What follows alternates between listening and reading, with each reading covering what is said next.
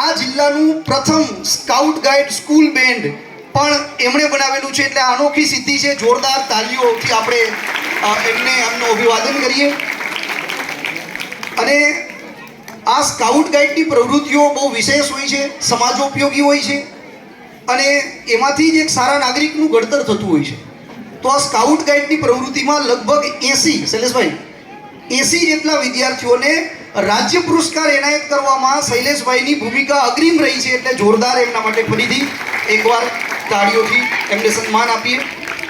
અને હમણાં જ થોડા સમય પહેલાં આપ સૌ તાજેતરની સ્મૃતિઓ છે, યાદ જ હશે બધાને કે માનનીય મુખ્યમંત્રી શ્રી ભૂપેન્દ્રભાઈ પટેલ અને માનનીય શિક્ષણ મંત્રી શ્રી કુબેરભાઈ ડિંડોરના હસ્તે આ શાળાના પ્રાથમિક શાળાના જે સ્કૂલ બેન્ડના બાળકો છે એમની સાથે વાર્તાલાપ અને એમની સાથે ફોટોગ્રાફ્સ પણ કરેલા હતા અને આચાર્યશ્રીનું શૈલેષભાઈનું સન્માન કરેલું હતું. તો આ આપણા મોટા બારમણ માટે અને સમગ્ર તાલુકા